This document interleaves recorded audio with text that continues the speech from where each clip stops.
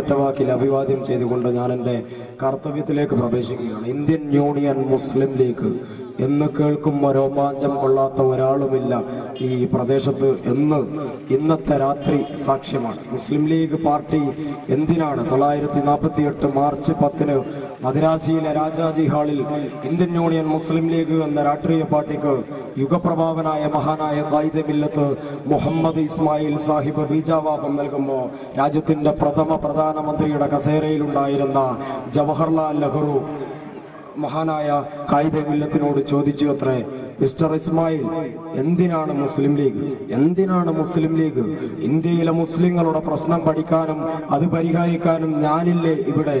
അപ്പോൾ ആ നെഹ്റുവിൻ്റെ ചോദ്യത്തിന് മറുപടിയായി മഹാനായ ഖായിദെ മില്ലത്ത് മുഹമ്മദ് ഇസ്മായിൽ സാഹിബ് പറഞ്ഞ ഒരു മറുപടിയുണ്ട്.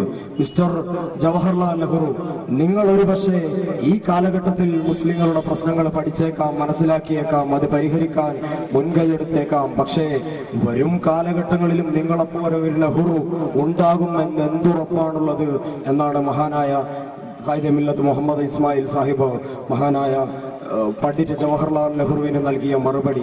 ആ മറുപടിയാണ് ഇന്നും 6 പതിറ്റാണ്ട് പിന്നിടുമ്പോഴും ന്യൂനപക്ഷ സമൂഹത്തിനിടയിൽ സ്വീകാര്യമായി. പല പാർട്ടികളും വന്നപ്പോഴും അവരൊക്കെ ഈ ലീഗ് വിരുദ്ധ രാഷ്ട്രീയത്തിന്റെ ശവപ്പറമ്പിൽ അന്തിയുറങ്ങേണ്ടി വന്നത് ആ മറുപടിയുടെക്കുള്ള അംഗീകാരമാണ്. അതുകൊണ്ട് എൻ്റെ പ്രിയപ്പെട്ടവരെ, മുസ്ലിം ലീഗ് നിലനിൽക്കണം. ഖായിദെ മില്ലത്ത് മുഹമ്മദ് ഇസ്മായിൽ സാഹിബിന്റെ ചരിത്രം മാത്രം മതി മുസ്ലിം ലീഗിനെ കുറിച്ച് പറയാനും പഠിപ്പിക്കാനുമൊക്കെ. ഖായിദെ മില്ലത്ത് മുഹമ്മദ് ഇസ്മായിൽ സാഹിബിനെ രാജ്യദ്രോഹിയായി ചിത്രീകരിച്ചിരുന്ന ഒരു കാലഘട്ടം ഉണ്ടായിരുന്നു.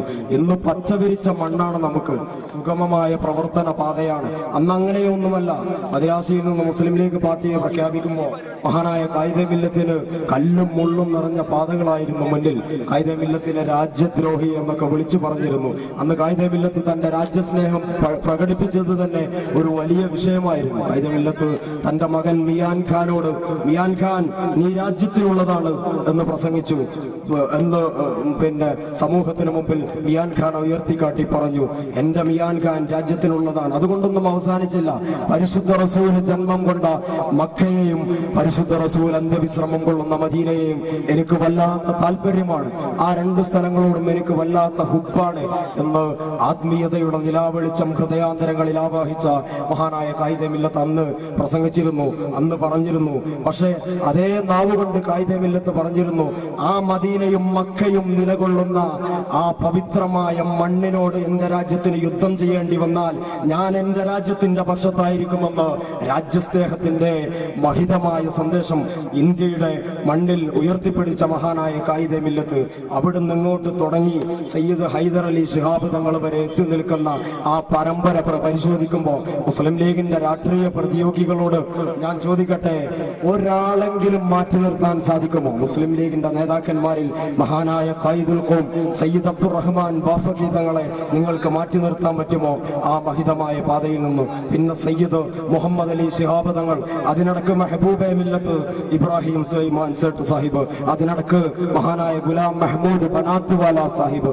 ഒരാളെ മാറ്റി നിർത്താൻ കഴിയുമോ? ഈ പരിശുദ്ധമായ ഈ സംശുദ്ധമായ ജീവിതത്തിൽ നിന്ന് ഒരാളെ മാറ്റി നിർത്താൻ കഴിയുമോ നിങ്ങൾക്ക്?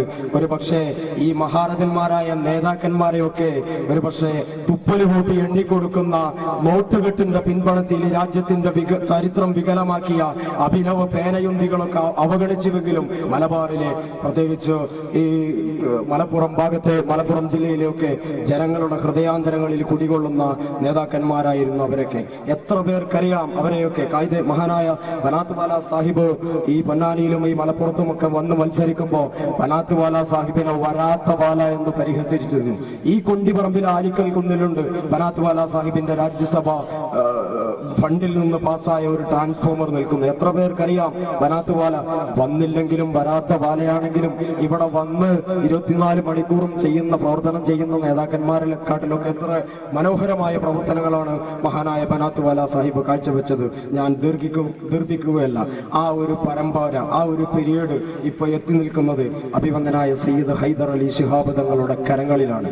ആ സയ്യിദ് ഹൈദർ അലി ശിഹാബ് തങ്ങളുടെ നേതൃമഹിമക്ക് കീഴിൽ പ്രിയപ്പെട്ടവരെ നമ്മൾ സുരക്ഷിതരാണ് എന്നെനിക്കുറപ്പാണ്. ഈ സമ്മേളന നഗരിയിൽ ഈ കൊണ്ടിപ്പറമ്പിന്റെ പ്രതിനിധിയായി സ്വാഗത പ്രഭാഷകനായി ഇവിടെ നിൽക്കുമ്പോൾ ഞാൻ ഉറപ്പു തരുന്നു, സയ്യിദ് ഹൈദർ അലി ശിഹാബ് തങ്ങളുടെ പാണക്കാട്ട് ആറ്റപ്പൂവിന്റെ കൈകളിൽ നമ്മൾ സുരക്ഷിതരാണ് എന്ന കാര്യത്തിൽ രണ്ടാമതൊന്നും ആലോചിക്കേണ്ടതില്ല.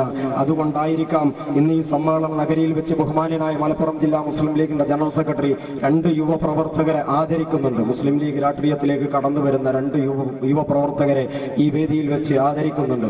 അതൊക്കെ ഒരു പക്ഷേ ആ അംഗീകാരത്തിന്റെ ആ ഒരു വസ്തുതയുടെ പിൻബലത്തിലായിരിക്കും എന്നെനിക്കുറപ്പാണ്. ഞാൻ ദീർഘിപ്പിക്കുകയല്ല. കൊണ്ടിപ്പറമ്പിലെ മുസ്ലിം ലീഗിന്റെ പ്രവർത്തകരുടെ ഒരു ചിരകാല അഭിലാഷമായിരുന്നു സ്വന്തമായ ഒരു കെട്ടിടത്തിൽ ഒരു ഓഫീസ് സമുച്ചയം എന്നത്. അൽഹംദുലില്ലാ, ഏറെ നീണ്ട നാളത്തെ പരിശ്രമത്തിനൊടുവിൽ കഠിനാധ്വാനം ചെയ്ത് മുസ്ലിം ലീഗിന്റെ പ്രവർത്തനങ്ങൾ ശ്രമദാനങ്ങൾ നടത്തി വളരെ മനോഹരമായ ഓഫീസ് ഇവിടെ സ്ഥാപിക്കുകയും ഒരുപക്ഷെ കിടാറ്റൂർ പഞ്ചായത്തിൽ ആദ്യമായി സ്വന്തമായ ഒരു കെട്ടിടത്തിൽ ഒരു ഓഫീസ് എന്ന സ്വപ്നം സാക്ഷാത്കരിക്കപ്പെടുന്നത് കൊണ്ടിപ്പറമ്പിലാണ് എന്ന അഭിമാനത്തോടു കൂടി പറയുന്ന ഒരു നിമിഷത്തിലാണ്. ഇവിടെ ബഹുമാന്യനായ അൻവർ മുള്ളമ്പാറ അടക്കമുള്ള നേതാക്കന്മാരൊക്കെ വരും. അവരൊക്കെ മുസ്ലിം ലീഗ് രാഷ്ട്രീയത്തിന്റെ ചരിത്രം പഠിച്ചിട്ട് എഴുതി വെക്കുന്നവരാണ്. അവർക്കൊക്കെ എഴുതി വെക്കാൻ ഇതാ ഇന്നത്തെ ഈ രാത്രി ഇവിടെ ഒരു ചരിത്രം പിറക്കുന്നു. കിടാറ്റൂർ ഗ്രാമപഞ്ചായത്തിൽ ആദ്യമായി സ്വന്തമായ ഒരു കെട്ടിടത്തിൽ മുസ്ലിം ലീഗിന്റെ ഒരു